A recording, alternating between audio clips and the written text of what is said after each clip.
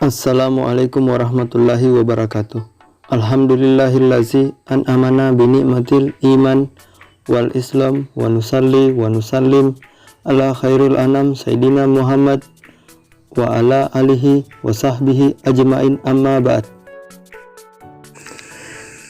Jika membicarakan mengenai danau di Indonesia, hampir bisa dipastikan bahwa nama Danau Toba di Sumatera Utara menjadi salah satu danau yang paling familiar bagi masyarakat Indonesia.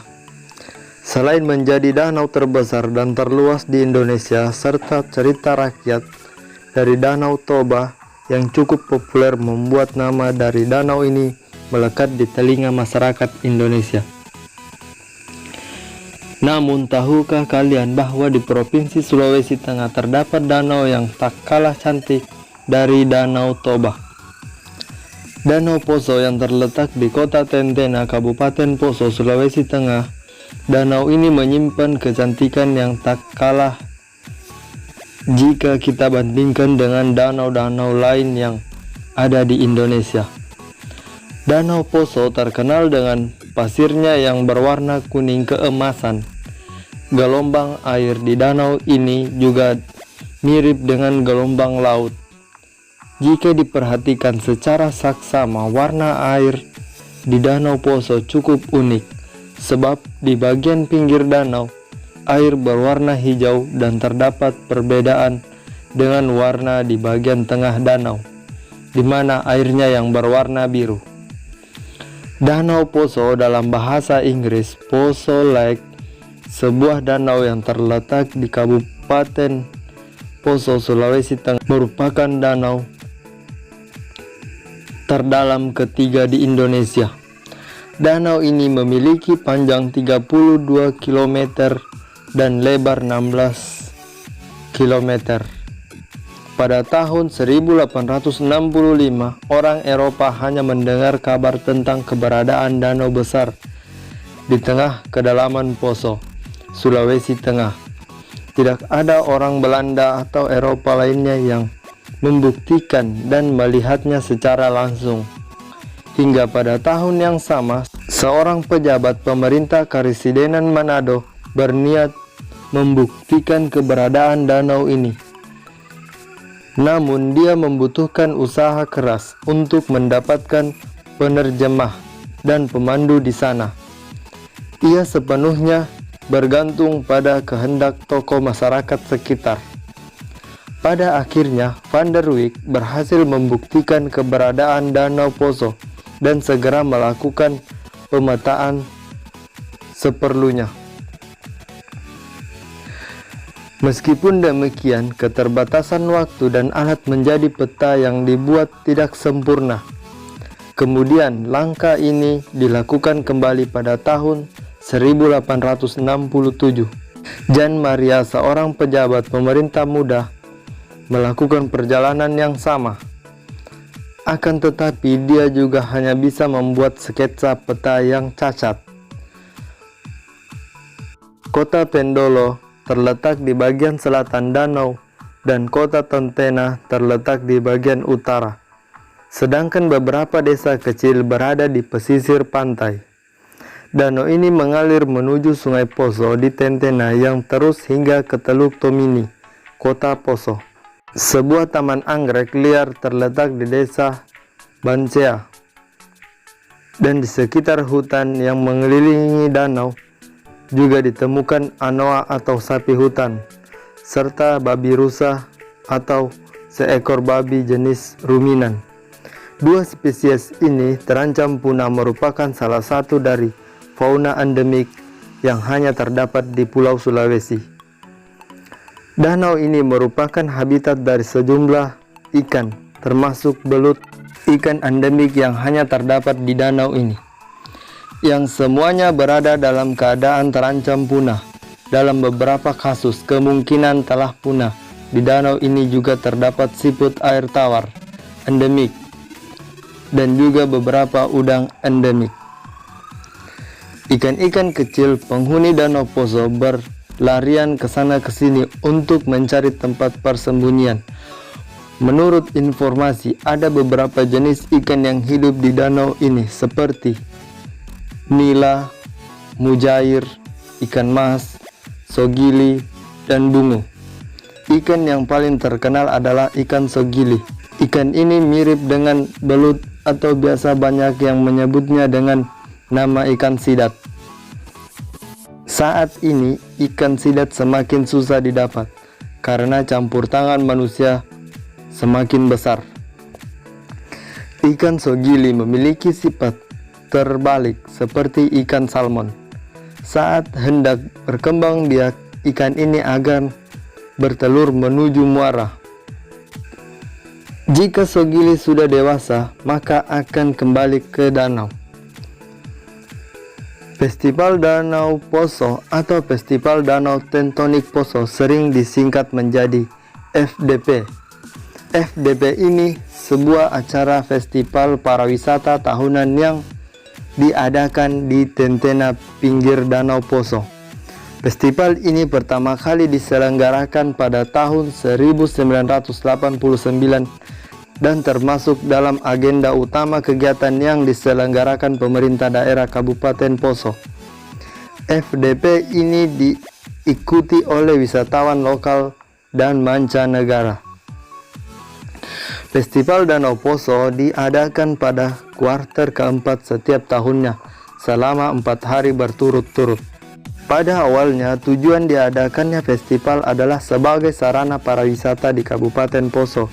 Dalam beberapa tahun belakang, festival ini dijadikan salah satu faktor untuk meyakinkan wisatawan dan pengunjung bahwa wilayah Poso telah aman. Dari kota Palu, Danau Poso dapat dicapai setelah menempuh jarak sekitar 283 km dengan estimasi waktu perjalanan darat sekitar 8 jam. Jika berangkat dari kota Poso, danau ini berjarak sekitar 56 km dan dapat ditempuh kurang lebih selama 1,5 jam. Jika mempunyai kesempatan untuk mengunjungi Danau Poso, jangan lupa untuk mengunjungi area Watu Ngongi atau kumpulan batu-batu besar yang muncul dari dalam danau. Keunikan lain Danau Poso, air danau yang sangat jernih meskipun terjadi banjir pada sungai-sungai yang bermuara ke danau ini. Sepanjang masa, sekalipun saat musim hujan, air danau tetap jernih. Serta udara yang sejuk di kawasan ini membawa kesegaran pemikiran dan perasaan. Secara teknis, Danau Poso terbuka 24 jam untuk dikunjungi pengunjung. Namun karena masalah fasilitas dan penerangan, tidak disarankan untuk berkunjung di malam hari. Untuk pengunjung tepian danau cantik ini, pengunjung tidak dikenakan uang tiket alias gratis. Di danau ini terdapat beberapa fasilitas yang tersedia di sekitar tempat wisata Danau Poso seperti hotel, wisma, homestay, dan rumah makan. Namun jika kamu ingin bermalam di penginapan yang relatif lebih nyaman, pengunjung bisa mencarinya di pusat kota Tentena. Di sini tersedia juga jasa persewaan perahu motor. Jika kamu berminat menjelajah dan menyusuri perairan Danau Poso. Di sekitar tepian danau pada perairan dangkal, pengunjung tidak akan menemukan batu karang di dasar perairan. Pasir dua warna yang menutupi pantai danau ini juga menutupi dasar perairan sampai ke wilayah yang dalam, sehingga sangat aman bagi kamu untuk bermain di perairan dangkal. Kaki tidak akan sakit atau perih karena di dasarnya tidak ada batu karang. Mata juga tidak akan perih serta tenggorokan kamu tidak akan sakit karena air di Danau Poso adalah air tawar, bukan air asin. Pengunjung ingin berjalan-jalan menyusuri perairan Danau Poso, pengunjung bisa menyewa perahu motor yang disediakan di sekitar Danau Poso. Dalam bahasa lokal, perahu motor itu disebut dengan katinting. Dengan berkeliling menyusuri danau, pengunjung akan menemukan pemandangan-pemandangan yang sangat menakjubkan. Pengunjung akan melihat kehidupan sehari-hari masyarakat setempat, seperti memancing, menjala ikan, atau budidaya ikan di karamba-karamba. Untuk pengunjung yang hobi memancing bisa melakukan aktivitas kesukaan tersebut di danau ini. Di beberapa tempat terlihat sekumpulan batu-batu besar yang muncul dari dalam danau, seakan seperti sebuah kompleks batu yang terapung. Masyarakat setempat menamai kompleks batu tersebut dengan Watu Ngongi dan Watu Asa Pangasa Angga. Watu Ngongi adalah sekumpulan batu-batu yang bisa mengeluarkan bunyi jika dipukul, dan Watu Pangasa Angga berarti batu tempat roh-roh halus pangasa pisau atau parang.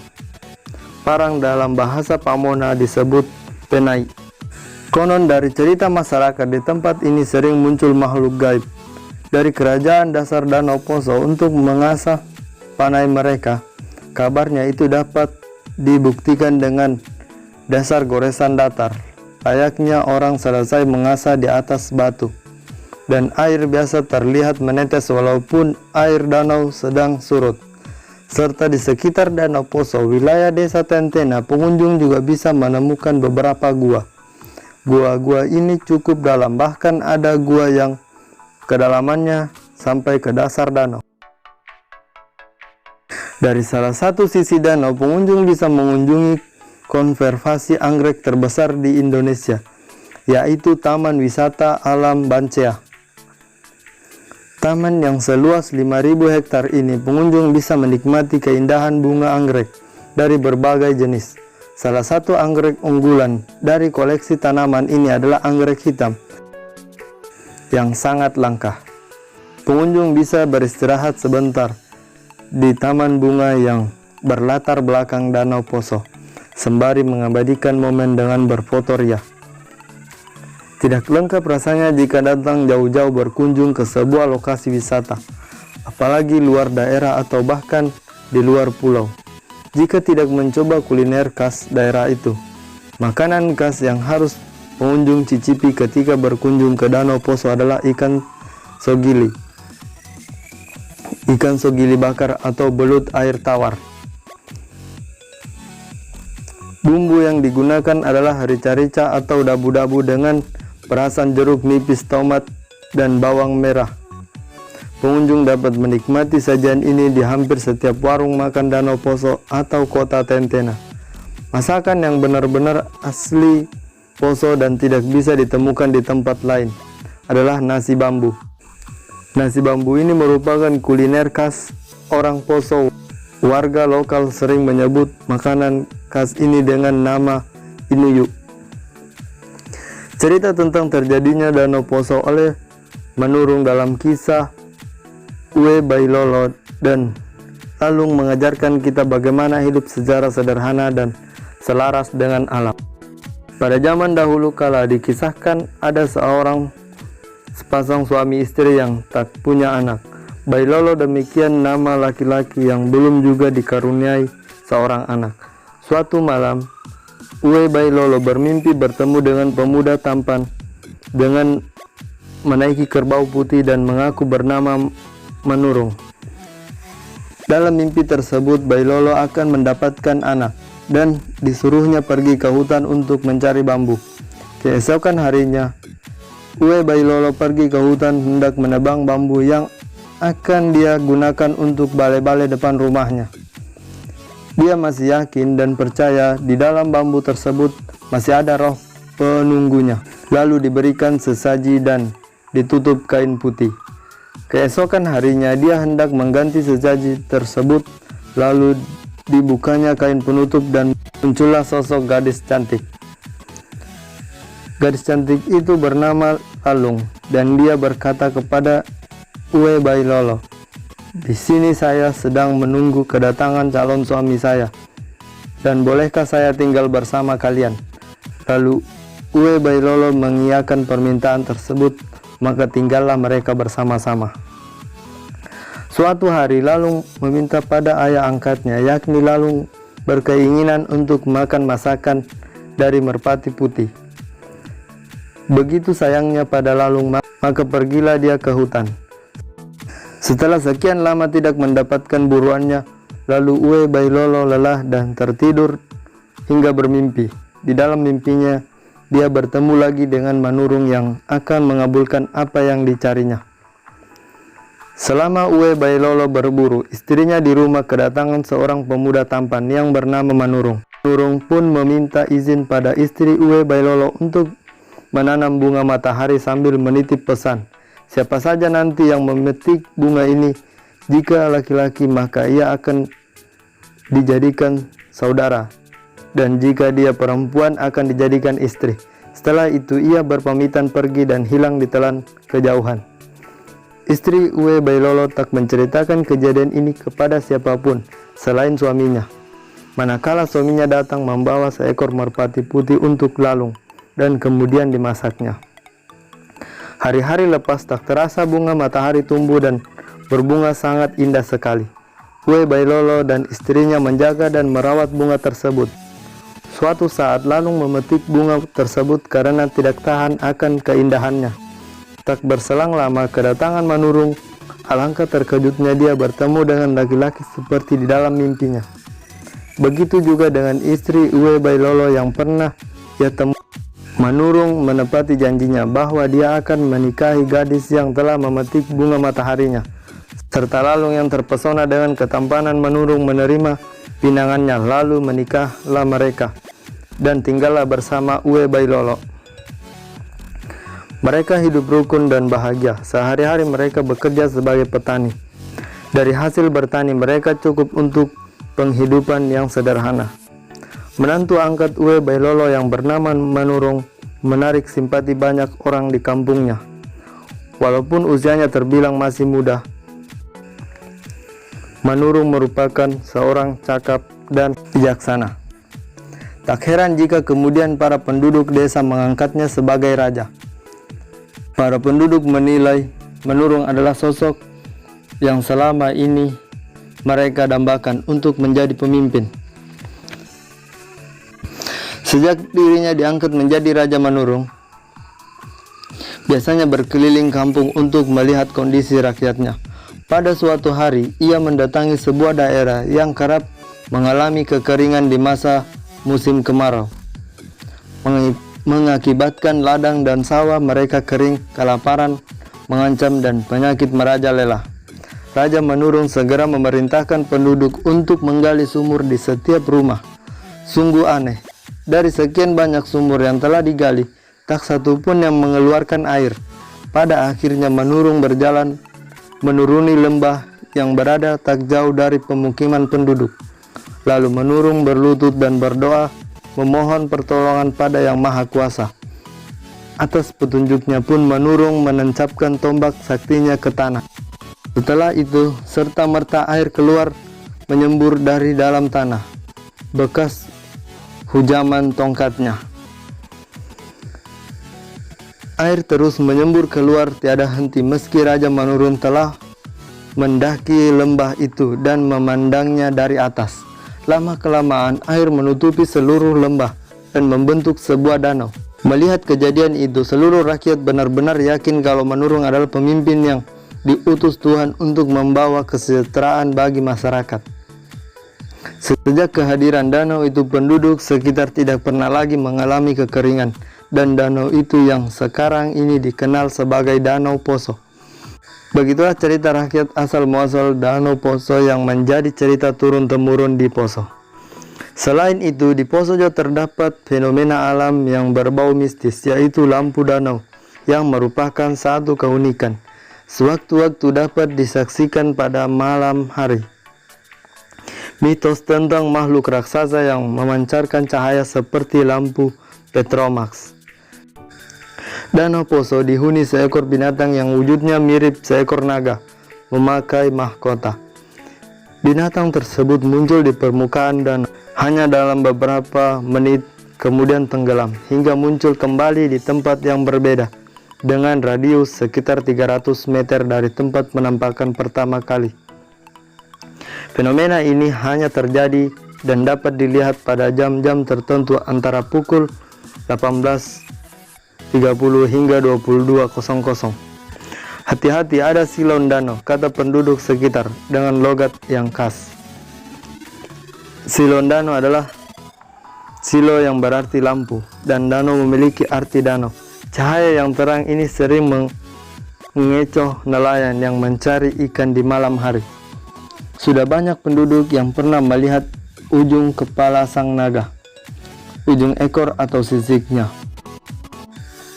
Makhluk misterius ini lebih dikenal dengan sebutan silon danau. Jika melihat silon danau, itu pertanda bahwa tidak akan memperoleh seekor pun ikan tangkapan. Nelayan yang sedang mencari ikan harus segera kembali karena akan bernasib sial. Cerita silon danau sudah turun-temurun dan penduduk di sekitar pesisir danau sangat meyakini hal tersebut. Like video ini jika bermanfaat. Komen saran kalian jika ada yang salah serta kurang tepat, atau mungkin ada saran yang lain dari kalian. Share video ini ke teman-teman kalian agar teman-teman kalian juga tahu apa yang kamu tahu. Untuk yang belum subscribe, silahkan subscribe channel ini agar kalian tidak ketinggalan video-video menarik selanjutnya. Untuk yang sedang menonton video ini, saya sarankan agar kamu menonton video ini dari awal sampai akhir, supaya kamu tidak ketinggalan informasi, berita, cerita, dan hal unik lainnya.